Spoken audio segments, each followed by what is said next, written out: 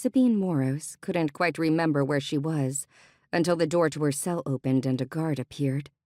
The only men in the castle were guards. They dressed simply and acted more as escorts and a human alarm system than anything else. They weren't dangerous. Sabine could have taken them easily, even in her depleted state. It wasn't the guard she had to be wary of, but the person who sent them. She sat against the far wall. She had a sparse, itchy blanket, but nothing to lay on.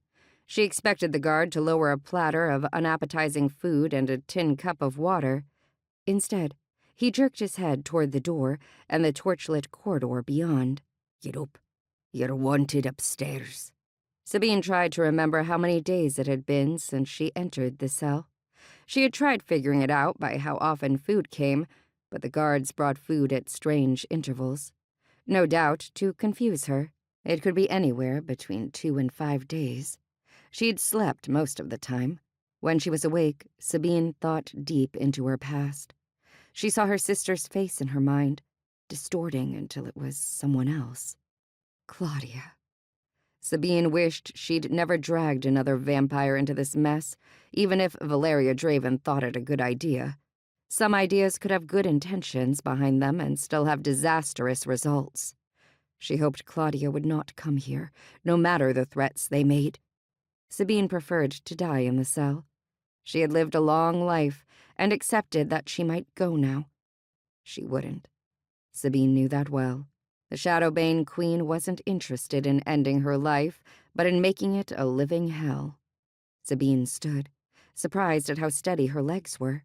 The guard reached out to steady her, but she didn't need it. He led her from the cell and down a long, twisting corridor. The whole castle was quiet. She wondered if the other cells held occupants. If they did, the prisoners inside made no sound. Sabine's tongue felt heavy, and her mind was muddled as if something cast over the old castle made it difficult to speak. The guard mounted a set of stairs, and Sabine followed. Her stomach growled, but she ignored it. Finally, they stopped before an open set of doors and the council chamber beyond. Sabine had expected they would come here, but not what the council chamber would look like. The enormous room was normally still and empty, except for the wooden throne atop the dais. Now a long table flanked by chairs occupied most of the room's center. It held a feast of wine, venison, various birds, fruit, stews, and bread. Sabine's stomach growled again. The gray-robed council members sat at the table. Their hoods covered their heads and faces.